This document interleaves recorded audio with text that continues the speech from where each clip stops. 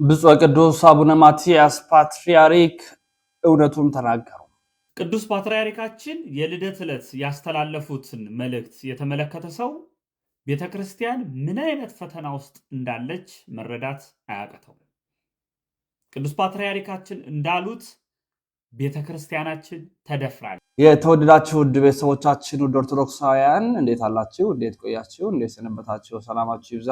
ዛሬም ኦርቶዶክሳዊ ሐሳቦችን፣ ኦርቶዶክሳዊ መረጃዎችን፣ ኦርቶዶክሳዊ ጥንክሮችን የምናቀርብበት የተወዳጁ የያሮስ ሚዲያ ነው። ስለዚህ ያሮስ ሚዲያን ምርጫቸው ስታደርጉ ብዙ መረጃዎችን፣ ብዙ ጥንክሮችን የምታገኙ ይሆናል። ስለዚህ መረጃው ለመላው ዓለም እንዲዳረስ ጉልበት እንዲኖረው ከእናንተ የሚጠበቀውን ነገር እንድታደርጉ እንሻለን።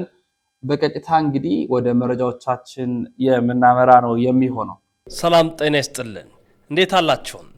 ታላቅ የሆነ የምስራች ሐዋሳና በሐዋሳ ዙሪያ ሌላም ቦታ ያላችሁ ለእናንተ እነሆም። ሰርጋችሁን ቤት ለማድረግ አሰባችሁ? ምናልባት ሰርግ ሲመጣ ብዙ ጭንቀቶች ይመጣሉ። የምግቡ ጉዳይ አሳሳቢ ነው። ስለ አዳራሹ ጭንቀቱ የሚያቆም አይደለም። የምግቡ ጉዳይ ብቻ ሳይሆን የዲኮሩ ጉዳይ፣ የካሜራ ሁኔታ ከሽምግልና ጀምሮ እስከ መልስ ያለውን እንዴት አደርጋለሁ? መኪናውንስ ምን ሊሆን ይችላል? እኛ አሰናርተን እናቀርብላችኋለን። ምክንያቱም ያሮስ ኤቨንቶች ነን። ሰላማችሁ ብዝት ይበል። በድጋሚ ከቅዱስነታቸው ጋር የተገናኘ ሀሳብ ላንሳ። ብፁዕ ወቅዱስ አባታችን አቡነ ማትያስ ፓትርያርክ ርዕሰ ሊቃነ ጳጳሳት ዘኢትዮጵያ ሊቀ ጳጳስ ዘአክሱም ወእጨጌ ዘመንበረ ተክለ ሃይማኖት እንግዲህ እሳቸው ጋር ሄደው የእንኳን አደረሰው መልእክት አስተላልፈው ነበር። ብፁዓን አባቶች ብፁዕ አቡነ ሳይሮስ የኢትዮጵያ ኦርቶዶክስ ተዋሕዶ ቤተክርስቲያን የመንበረ ፓትርያርክ ጠቅላይ ቤተ ክህነት ዋና ስራ አስኪያጅ፣ ብፁዓን አባቶች ሌሎች አባቶቻችን እንዲሁም ተገኝተው እንኳን አደረሰው ብለዋቸዋል። የእንኳን አደረሰ መልእክታቸውን አቅርበውላቸዋል ለቅዱስነታቸው ማለት ነው። ቅዱስነታቸው አባታችን ብዙ ሀሳቦችን አንስቷል።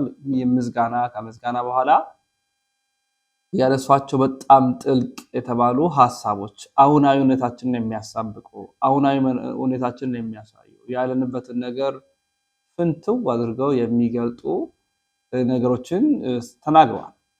ለሚረዳው፣ ለሚሰማው፣ ለሚገባው ሰው ማለት ነው። ቅዱስ ፓትርያርኩ አባታችን ካነሷቸው ሀሳቦች መካከል ቁንጽሩን የተወሰኑ እናቀርብላችሁና ዛሬ ትንታኔ እንሰጣለን።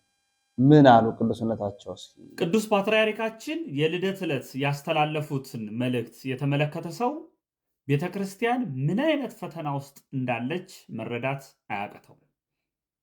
ቅዱስ ፓትርያርካችን እንዳሉት ቤተክርስቲያናችን ተደፍራለች። ቤተክርስቲያናችን ደፍረዋታል። ከዚህ በፊት ተደርጎ የማይታወቁ ነገሮች ሁሉ በቤተክርስቲያናችን ላይ እየሆነ ነው። ካዝናዋ ያለ ፈቃድ ያለ ትዕዛዝ እያንዳንዱ ደብር ላይ እየተወሰደ ነው። ንብረቷ እየተዘረፈ ነው። እንደምታውቁት በተለያዩ ቦታዎች ካህናቶቿ እየተገደሉ ነው። ቤተክርስቲያን ልዕልናዋ ተደፍሯል። በየትኛውም ዘመን ያልተደረገ በየትኛውም ነገስታት ያልተደረገው በዚህ ዘመን እየተደረገ ነው። ይህንን የቤተ ክርስቲያንን የመከራ ዘመን ተጋግዘን ካላለፍ ነው እመኑኝ የታሪክ ተወቃሾች እንሆናለን። አንድ ላይ እንቁም። እንግዲህ የቅዱስነታቸው ሀሳብ ረዘም ያለ ነው፣ ብዙ ነው፣ ጥልቅ ነው። ተናግረዋል፣ አስተላልፈዋል። ለሚረዳው መረዳት ለቻለው እንደ አባትነት መናገር ያለባቸውን ተናግረዋል። ያው ይሄ ብሎ አይተነትንም። የቤተ ክርስቲያን ካዝና የተዘረፈ ነው። በአባቶች ካህናት ላይ ግፍ የተፈጸመ ነው። ገዳማት ላይ የተፈጸመ ነው። ኦርቶዶክስ ያነጣጠሩ ጥቃቶች እየተደረጉ ነው። በዚህ ደረጃችን ታላቂቷን ቤተክርስቲያን ታላቂቷን ተቋም መንካት ጥሩ አይደለም፣ መዳፈር ጥሩ አይደለም፣ ትክክል አይደለም፣ ያሳዝናል የሚል እንደ አባትነት ቅዱስነታቸው አስተላልፈዋል። ያው ብዙ ጫና አለባቸው። ደጋግሜ እንዳወራሁት እድሜያቸው ከ84 85 በላይ ሆኗል። እግዚአብሔር አምላክ ይጠብቃቸው፣ የማቱሳላን እድሜ ይስጣቸው፣ እውቀት ምስጢር ጥበቡን ይግለጥላቸው። በስጋዊ እንግዲህ እድሜ መግፋት የሚያመጣው ደግሞ የራሱ የሆኑ ህመሞች አሉት። ይህንን ደግሞ ህመም ለመታከም በተደጋጋሚነት ወደ ውጭ ሲሄዱ ከሌሎች ሀገራችን ውስጥ አሉ የተባሉ ሆስፒታሎች ሲሄዱ እንደነበር የሚካድ አይደለም፣ የምናውቀው እውነት ነው። እንዲህ አይነት ነገሮች አባታችን ላይ እየተፈጸሙ ባለበት በእድሜ መግፋት የተነሳ ብዙ ነገሮች እሳቸው ላይ የመጣ ባለበት ሰዓት ደግሞ በዛው ልክ ቤተክርስቲያናችን ላይ ያየናቸው እየሰማናቸው ያሉ ነገሮች ደግሞ በጣም የሚያሳዝኑ ናቸው። ውስጥን የሚያሙ ናቸው። ልብን የሚሰብሩ ናቸው። የሚያደሙ ናቸው። ሕያው እግዚአብሔር በሚያውቀውና ያንን ተከትሎ ነው ዛሬም ብፁዕ ቅዱስ አባታችን አቡነ ማትያስ ይህችን ቤተክርስቲያን መዳፈር፣ የዚህችን ቤተክርስቲያን ልዕልና መጋፋት፣ ይህችን ቤተክርስቲያን መንካት ጥሩ አይደለም ብለዋል። ምክንያቱም አንድ አይደለም ሁለት ሶስት ጊዜ በብዙ ቦታዎች አይተነዋል። ቤተክርስቲያን አሁን ያለችበት ቁመና ትንሽ ከባድ ነው። ያው ብዙ ፈተና መጥቶባታል። ስለዚህ ይህችን ቤተክርስቲያን በቻልነው አቅም እየጸለይን እግዚአብሔርን እየተማጸን እየለመን የድርሻችንን ልንወጣ ይገባል። ከኛ የሚጠበቀውን ማድረግ አለብን። እኛ ልናደርግ የሚገባቸውን ነገሮች ሁሉ ማድረግ አለብን። ምክንያቱም ቤተክርስቲያን ስንል ይቺ ቤተክርስቲያን ልዕልናዋ፣ ክብሯ፣ ኃይሏ፣ ማንነቷ ቀላል አይደለም እና ይሄን ልናስብ ይገባል። በጣም ልናስተውል ይገባል፣ ልናስብ ይገባል። በጣም የቅዱስነታቸው መልእክት አንዳች የሚነግረን ነገር አለ። አሁን ያሉበት የጤንነት ሁኔታ፣ አሁን ያሉበት አካባቢ በጣም እግዚአብሔር ይጠብቃቸው እንጂ ከባድ ነው እና እግዚአብሔር አምላክ ይጠብቃቸው። እንጸልይ ስለሳቸው ብቻ ሳይሆን ስለ ቤተ ክርስቲያናችን እንጸልይ የሚል መልእክት ለማስተላለፍ ወዳለሁኝ። ወደ ቀጣይ መረጃችን ላምራ። በቀጣይ መረጃችን እንድናደምጠው፣ እንድንወደው፣ እንድንሰማው የሚሻው ነገር ከዚህ ከፕሮቴስታንቱ ቤተ እምነት ጋር የተገናኘ ይሆናል። የፕሮቴስታንት ቤተ እምነት ዶክትሪኑ እውነትነት ላይ የተንተራሰ ስላለመሆኑ አንዳንድ ፍንጮችን ላሳያቸው። የጌታችንና የአምላካችን የመድኃኒታችን ኢየሱስ ክርስቶስ አምላክ ሰው የመሆኑ ላይ መሰረት ያደረገ ነው ክርስትና። እሱ ክርስቶስ ተብሎ እኛን ክርስቲያን አስደርጎናል። ከማምላክ ወላዲተ አምላክ በሁለት ልደታት አስቀድሞ ያለ እናት ከአባቱ ከአብ በድህረ ዓለም ደግሞ በሁለተኛ ልደቱ ደግሞ ያለ አባት ከእናቱ ከድንግል ማርያም ስለመወለዱ የአብ የማርያም ልጅ ስለመባሉ መጽሐፍ በስፋት ይነግረናል። ለዛ ነው የዳዊት ልጅ የአብርሃም ልጅ እያለ ጌታችንና አምላካችን መድኃኒታችን ኢየሱስ ክርስቶስን ማቴዎስ በዘር ሐረግ ትውልዱ ያስቀምጠው። የድንግል ማርያም ልጅ የሆነ ክርስቶስ ከስጋው ስጋ ከነፍሷ ነፍስ ነስቷል እና ስጋ ነሳ ስንል ምን ማለት ነው? ተዋሃደ እንላለን እኛና ፕሮቴስታንቱ የዚህን አስተምሮ የመንሳት ስጋን የመንሳት አስተምሮ ይቀበላል አይቀበልም? ምክንያቱም ይሄ ዋና ማዕከል ስለሆነ ማለት ነው። እመቤታችንን ለመጥላት የሚሄዱበት ርቀት እንደምታውቁት ነው። ክርስቶስን ወደ መጥላት አድርሷቸዋል። ክርስቶስን ወደ አለማወቅ አድርሷቸዋል። ቀስ እያሉ መስመር እየሳቱ፣ ቀስ እያሉ መንገድ እየሳቱ፣ ቀስ እያሉ እየወጡ እየኮበለሉ ያመለጡ ይገኛል። የነሱ መምህር ነኝ ባይ እሰማለሁ የሚለው ሰው እንዲህ በነገረ ክርስቶስ ላይ ትልቁን ክሽፈት የትምህርት ስህተት ሲናገር ሰማ ነው። ነቢይ ጥላሁን ነው ምናምን ይባላል እናርበዛ ኢየሱስ ስጋ ነስቷል አልነሳም ተብሎ ተጠይቀህ ነበርና እሷን ሸፈን አርጋት ነው ያለፍከው። እኔ ዛሬ አጥብቄ እጠይቅሃለሁ፣ ስጋ ነስቷል አልነሳም? በእውነት የበዓል ጥያቄ አይደለም። ተወልዷል አይደል ያልነው? አይ እኔ እናገራለሁ። አዎ ምንም መጽሐፍ ቅዱስ ላይ በጣም የተሰመረ እንዲና እንዲያ ነው የሚል ጥቅስ የለም። ስጋ ነስቷልም ስጋ አልነሳምም የሚል ጥቅስ የለም። ግን ሲስተማቲካሊ መጽሐፍ ቅዱሱን ወንጌላትንም ሌሎች መልእክታቶችንም አብረን ስናጠና ከጌታ ከኢየሱስ ክርስቶስ ፍጹም ሰውነት ጋር የተያያዘ ስለሆነ በመለኮትነቱ ሰውነትን ሲጨምር ስጋ ነስቷል የሚለውን ትምህርት ነው ሞር አዳብረን የምንይዘው። ወደዚያ ያዘነብናል። እሱ ነው አደባበሽ የማልፈው። ብዙ ጊዜ ምንድነው በጣም ክሊር የሆነ የተሰመረ ነገር ስለማይኖረው እንዲህ ነው፣ ኮንትሮቨርሻል ነው ጉዳዩ። አንዳንዴም ብንለውም ባንለውም ሄዶ ዲቤት ነው የሚፈጥረው። በዓለም ዙሪያ ያላችሁ ውድ ኦርቶዶክሳውያን ክርስቲያኖች ሁላችሁንም ሰላም ብያለሁ። ይህንን ቪዲዮ ሼር፣ ዱዊት፣ ኮፒ ሊንክ አድርጉልኝ። በተቻላችሁ መጠን ይህንን ቪዲዮ አካውንቱ እንደ ድሮ ስላልሆነ ሁላችሁም 5 ጊዜ ኮፒ ሊንክ አድርጉልኝ በተቻላችሁ መጠን። ይህንን ቪዲዮ ሰምታችሁታል፣ የነቢይ ጥላሁንን ቪዲዮ እና እኔ በጣም የሚገርመኝ ነገር ብዙ ሰዎች ነቢይ ጥላ ይመቸኛል፣ የነቢይ ጥላ ትምህርት እንዴት እንደሚመቸኝ እንዴት ምናምን ብሎ ብዙ ጊዜ እና በጣም ነው ማዝን ነው። ነቢይ ጥላሁን ስለ ክርስቶስ ኢየሱስ ሥጋ መንሳቱ ሲጠየቅ ምን አለ? መጽሐፍ ቅዱስ ሞር ወደዛ ያዘነብላል ነው የቤተ ክርስቲያኑን ዶክትሪን የመሰረተው ወይም የቸርቹን ዶክትሪን የመሰረተው። በዚህ ጋር የተያዘ ኡጋንዳዎች ፕሬዝዳንቱ እንደዚህ አድርጓል። ምን አድርጓል? 400 የሚያክሉ ቸርቾችን ዘግቷል። ለምን ዘጋ?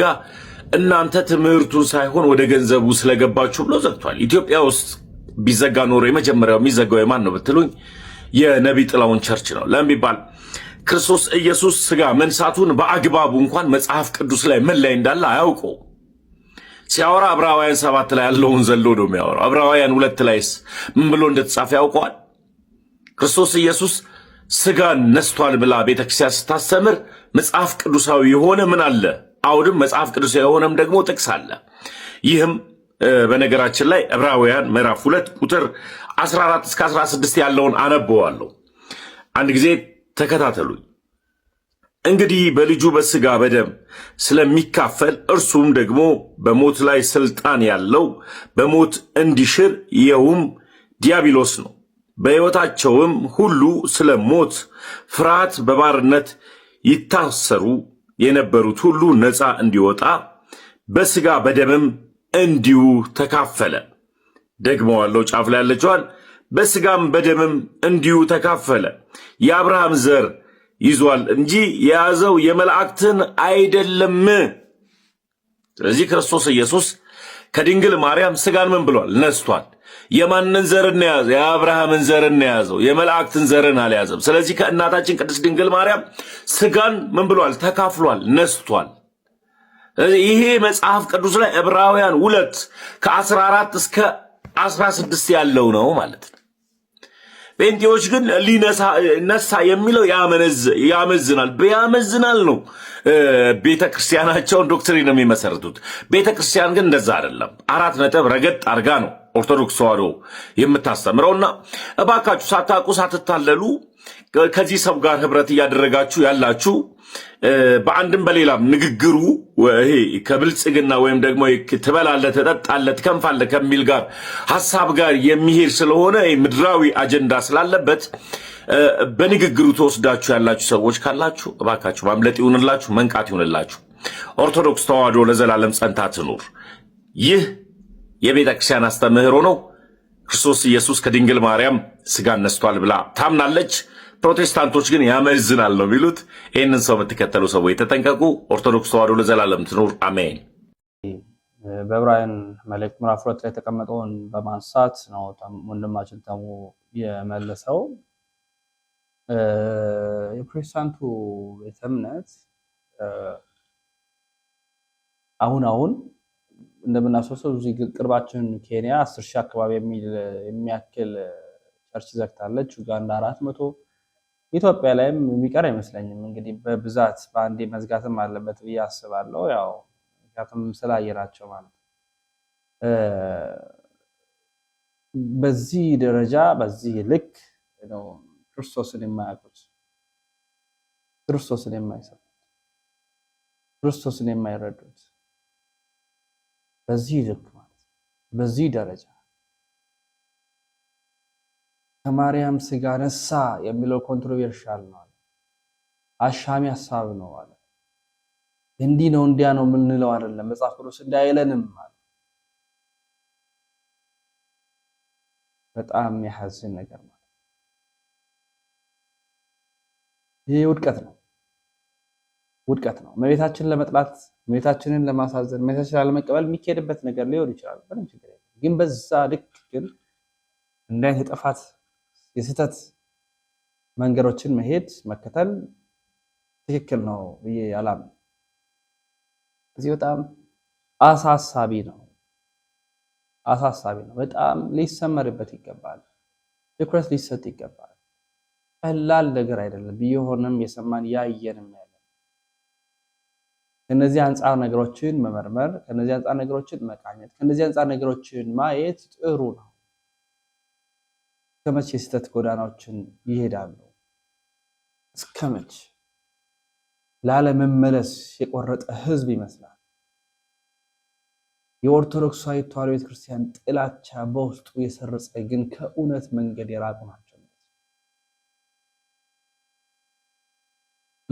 ማንን ላሳያችሁ መሰላችሁ? የእሱ ደቀ መዝሙር የሆነው ደቅ ማለት ተማሪ ማለት ነው።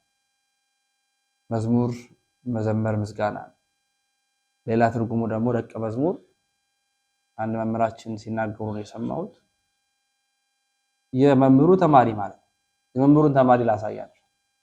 ለምሳሌ አግብተህ ነበር? አላገባውም። እና ልጅ የወለድኩ ለምንድን ነው? ሳላገባ አግብቼ አይደለም የወለድኩት። እንግዲህ ሳታገባ ትወልዳለህ። በሌላኛው ህይወት በነበርክ ሰዓት አንተ ለምሳሌ ዲያቆን ነበር። ሌላኛው ህይወቴ በጌታ ሳሎን በፊት ያለው እንዳለ ጨለማ ነው። ጌታን አላውቅም። እግዚአብሔር ማይከብርበት ኢየሱስን አላውቀውም ነበር። አዎ መንፈስ ቅዱስን አልተሞላሁም። ሴት ጋር ተገናኘ። ኢየሱስን አላውቀውም ነበር። ሃይማኖት ብቻ ነው፣ በቃ ስርዓት ነው የምጠብቀው። አሁን እኮ አንተ ነው የምትለው እኮ ህይወት አልሆነኝም እኮ። ያንተን ድክመት ለምንድን ነው የምታላከው? ያንተ ድክመት የኔን ድክመት ተናገርኩ እኮ። የኔ ድክመት እኮ ነው። አሁንም የኔ ድክመት ምንድን ነው? ጌታን አለማወቄ፣ ህይወት አልበራልኝም፣ መንፈስ ቅዱስን አልተሞላሁም። እኔ አሁን ማውቃቸው ለምሳሌ በአንተ ለምሳሌ ዲያቆን ነው፣ በጣም ምስጉን የእግዚአብሔር ሰዎችን አውቃለሁ። አንተ ብቻ ተለይተህ እንደዚህ እኮ ተናገርኩ እኮ። ጨለማ ነው እንዳለ ጨለማ ነው። መጽሐፍ ቅዱስ የሚላል መሰለህ፣ አንዳንዶቻችሁ ከፍጥረታችሁ የቁጣ ልጆች ነበራችሁ ይላል። በጌታ ያልሆነ ህይወት ሁሉ ጨለማ ነው። በቃ ጨለማ ውስጥ ነበርኩኝ እኮ እና የሃይማኖት ስርዓት ስጠብቅ ልክ ጌታ ሲገባኝ ብርሃን ሲበራ አንተ ብቻ ነው አይሆነው እኮ። ሌሎቹ ለምን እንደዚህ ኮምፕሌን አደረጉ? እኔ ምን አገባኝ? ስለ ሌሎቹ ስለ ራሴ ነው የማወራው። አይመለከተኝም። ለአንተ ነው አይተሃል። አሁን ለአንተ ብቻ እንደዛ ሆነ። እሺ ለማንኛውም ሌሎቹ አልፈልግም። በግልጽ ህዝብ ፊት ተናገርኩ። አትምከረኝ፣ አልፈልግም። ስለማልፈልግ አልፋ አትናገር፣ አልሰማም። ተረጋጋ እንጂ እኔ አልሰማም። ያንተን ምክር አትምከረኝ።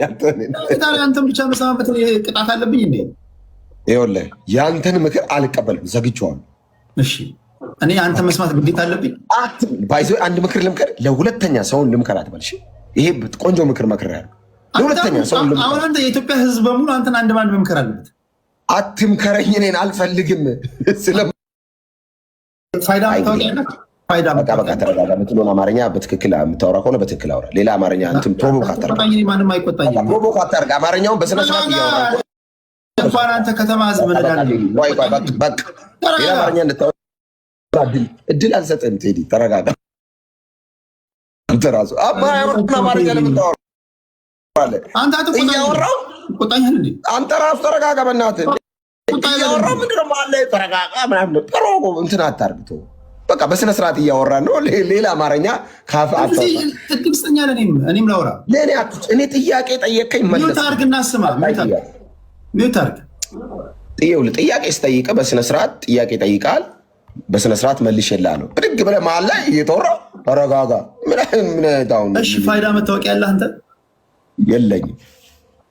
ለምንድን ነው ከክርስቶስ ኢየሱስ ልጅነትና ከኛ ልጆች ከሚል ወሬ ተነስተ ፋይዳ ላይ ገባው? ጥያቄ ይመልስልኝ። እኔ እኮ ገና አልጨረስኩም።